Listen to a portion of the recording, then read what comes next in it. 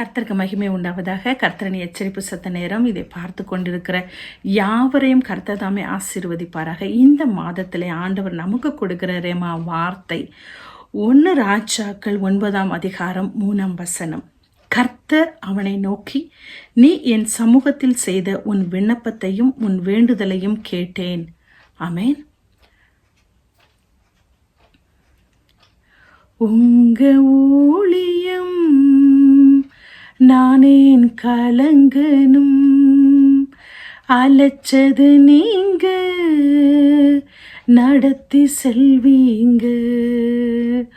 உங்க ஊழியம் நானேன் கலங்கனும், அலைச்சது நீங்க நடத்தி செல்வீங்க.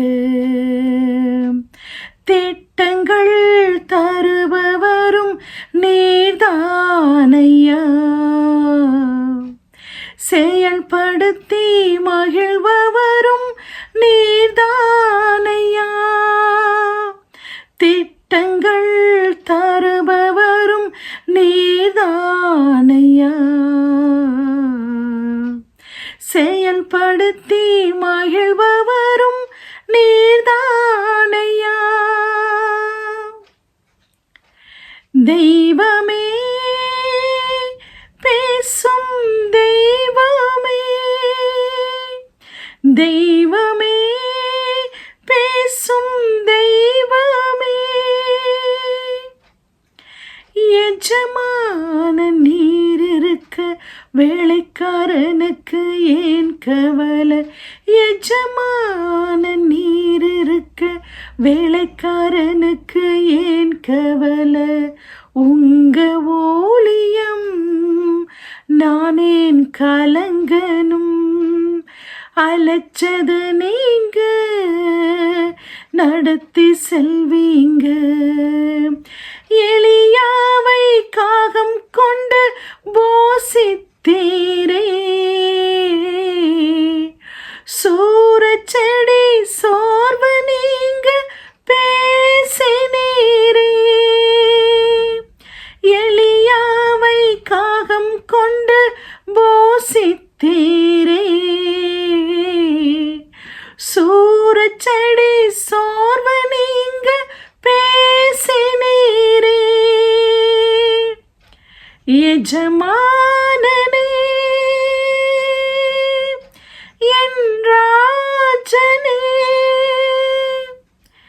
எஜமான நீர் இருக்க வேலைக்காரனுக்கு ஏன் கவலை? ஆமென். எஜமானன் அவர். ஆமென். அவர் இருக்கும் பொழுது நாம் ஏன் கலங்க வேண்டும்? அவருடைய வேலைக்காரர்கள் நாம். ஆமென்.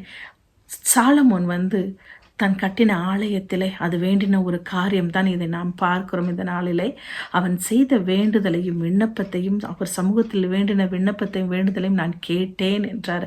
அந்த பரிசுத்த ஸ்தலத்திலே என் கண்ணும் இருதயமும் அந்த சமூகத்தில் இருக்கும் என்று சொன்ன தேவன் இந்த நாளிலும் அவருடைய கண், அந்த 7 கண்கள், உலகத்தை சுற்றி பார்க்கிற அந்த 7 கண்கள் நம்மை மாத்திரம் காணாது போயிருந்தால் என்றோ மண்ணாக மடிந்து போயிருப்போம். ஆமென். அவருடைய இருதயம் மாத்திரம் நம்மை நினைக்காமல் போயிருந்தால் எங்கோ சாத்தான் நம்மளை நிர்மூலமாக்கி நம்மளை சோர்வினப்படுத்தி அவன் ஜெயித்திருப்பான். ஆனாலும் இந்த நாளிலும் நம்ம நிற்பதும் நிர்மூலமாகாமல் இருப்பதும் அவருடைய சுத்த கிருபை என்று சொன்னது போல இந்த நாளிலும் ஆண்டவர் நம்மளை நிலை நிற்க வைத்திருக்கிறார் என்றால் அவருடைய சுத்த கிருபை மாத்திரம்.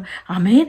எத்தனையோ வேதத்தில் நான் பார்க்கும் பொழுது ஒவ்வொருத்தருடைய கண்ணீரையும் கண்டு ஆண்டவர் எல்லாருடைய ஜெபத்தை கேட்டவர்.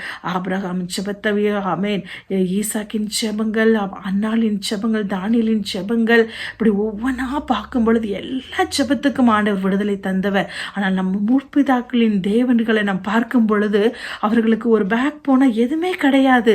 யாரும் சப்போர்ட் பண்ணுறதுக்கு நீங்கள் பார்த்தீங்கன்னா எல்லாரும் ஒதுக்கப்பட்டவங்களாக தான் இருப்பாங்க. அந்த ஒதுக்கப்பட்ட நேரத்தில், ஒதுக்கப்பட்ட காலத்தில் அவங்க ஆண்டவரை மாத்திரம் பற்றி பிடித்தது நிமித்தம் மாத்திரம்தான் அவர்கள் எல்லாத்துலேயும் வெற்றியை காண முடிஞ்சது. அதுபோல தான் இந்த நாளில் நம்ம ஒதுக்கப்பட்டிருக்கலாம், நெருக்கப்பட்டிருக்கலாம், அவன் ஒதுக்க வைக்கப்பட்டிருக்கலாம். பெரிய சிறியோனை எளியோரையும் காண்கிற தகப்பன் அவர். அவன் ஒடுக்கப்படுகிறவர்களுக்கு நியாயம் செய்கிற தேவனை நாம் பாக்கியமாய் கொண்டிருக்கிறோம். ஆமென். யோவான் பார்க்கும் பொழுது யோவான் 7 நினைக்கிறேன், யோவான் 7:24 நாம் பார்க்கும் பொழுது அவர் அதாவது தோற்றத்தின்படி தீர்வு செய்யாமல் அவர் எப்படி அவர் மற்றவங்களை போல தோற்றத்தின்படி தீர்ப்பு செய்கிறவர் அல்ல, அவர் நீதியின்படி தீர்ப்பு செய்கிறவர். ஆமென். தீர்ப்பு செய்கிறதில் அவரை போல ஒரு தெய்வத்தை நாம் பாக்கியமாய் கொண்டுள்ள அவர் நியாயத்தின் தேவன். ஆமென். நமக்கு ஒடுக்கப்படும் பொழுது நியாயம் செய்கிற தெய்வத்தை நாம் பாக்கியமாய் கொண்டிருக்கிறோம். ஆமென். அப்படி ஒடுக்கத்திலிருந்து நம்மளை விசாலத்திலே வைக்கிறவர். உங்கள் புலம்புதலை அறிந்திருக்கிறார், உங்கள் பெருமூச்சை அறிந்திருக்கிறார், உங்கள் ஒடுக்கத்தை அறிந்திருக்கிறார், நெருக்கத்தை அறிந்திருக்கிறார்.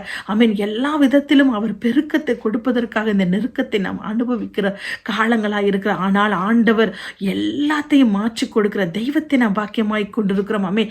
நீதிமான்களை பனையை போல செழித்து வளர செய்கிற தேவன் அவர். ஆமென். மற்றவர் கண்கள் காண அந்த பனையை பார்க்கும் பொழுது உயரமா இருக்கும். அது போலதான் உங்களுடைய வாழ்க்கையை ஆண்டவர் அவருக்காக நம்ம ஒடுக்கப்படும் நெருக்கப்படும் பொழுது அவர் எல்லாத்தையும் சகலத்தின் நன்மைக்கு ஏதுவாய் மாற்றி அதை காணும்படி செய்கிற தெய்வத்தை நாம் பாக்கியமாய் கொண்டிருக்கிறோம்.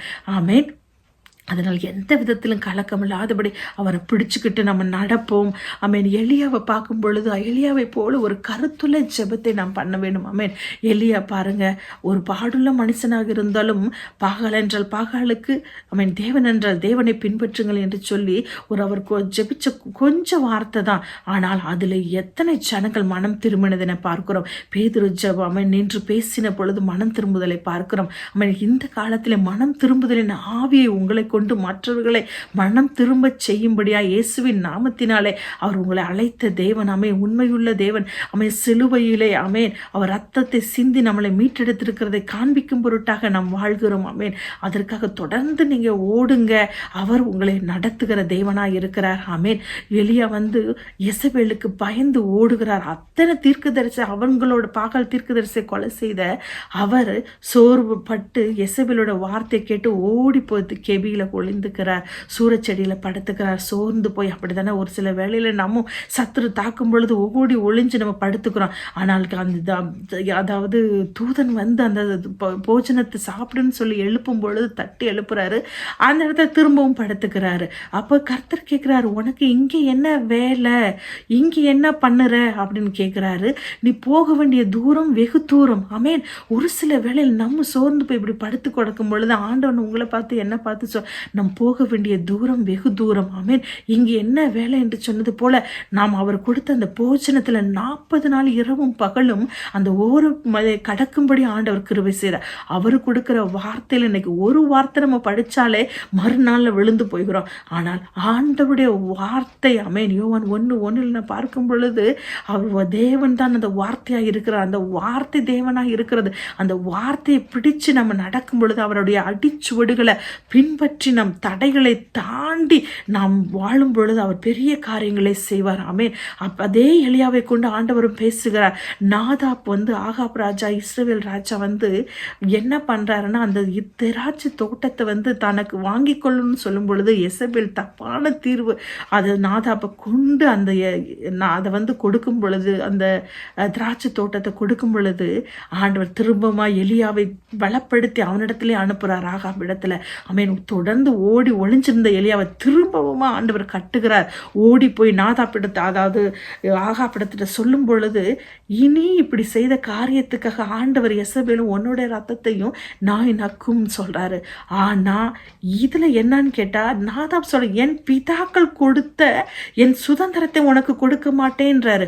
இந்த நாள் அப்படிதான் உங்களுக்கும் ஆண்டவர் எனக்கும் கொடுத்த சுதந்திரத்தை, பிதாக்களின் சுதந்திரத்தை அவர் ரத்தத்தினால மீட்டு கொடுத்த நம் சுதந்திரம், அது பணமாக இருக்கட்டும், நம் ஜீவனாக இருக்கட்டும், அவர் ஊழியம், சபை, எல்லாத்தையும் கலங்கடிக்கிற இதை ஆண்டவர் சத்துரு ஒரு நாளும் எடுத்துக்கொள்ளாதபடி நம்மை பாதுகாக்கிற தேவனாக இருக்கிறார்.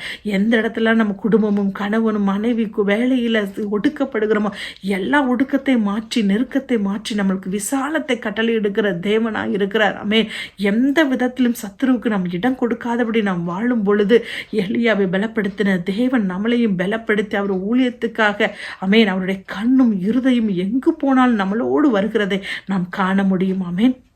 அதனால் நாம் பலப்பட்டு அவருக்காக நாம் ஓடும் பொழுது அவர் எல்லாத்தையும் பார்த்து கொள்வார். எந்த விதத்திலும் கலக்கம் இல்லாதபடி அவருக்காக நிற்போம். அவர் ஓடுகிற ஜீவ நதியாகிய அந்த சமாதானத்தின் நதியை நமக்குள்ளாய் ஊற்றிருக்கிறார். அப்படிப்பட்ட ஊற்று நமக்குள்ளாய் இருக்கும் பொழுது, அந்த பரிசுத்தத்தோடு நாம் வாழும் பொழுது, பிரயாசப்படும் பொழுது, எல்லா விசுவாசத்திலும் கிருபையும் நம்மளை கொடுத்து நடத்துகிறார். அவர் ஒரு கீழ்ப்படிதல் உணர்வுள்ள ஆவி இருந்தால் மாத்திரம் போதும். அந்த பாவத்தை குறித்த ஒரு உணர்வு வேணும். அதிலிருந்து வெளிவர எல்லாத்துக்கும் உதவி செய்து பரிசுத்தமாய் வாழ அவர் உதவி செய்கிறார். அவருடைய நீதியை நிறைவேற்றுவார். அவர் சமூகத்தில் காத்திருந்து பெற்றுக்கொள்ளும் பொழுது அவர் சகலத்தை நன்மைக்கு ஏதுவாய் மாற்றுகிற தேவனாய் இருக்க அவருடைய கண்ணும் இருதயமும் உங்களையும் உங்கள் குடும்பத்தின் மீதும் பிள்ளைகளின் மீதும் வேலையின் மீதும் எல்லாத்தின் மீதும் இருப்பதற்காக ஆண்டவருக்கு நன்றி செலுத்துகிறேன். தொடர்ந்து ஓடுவோம்.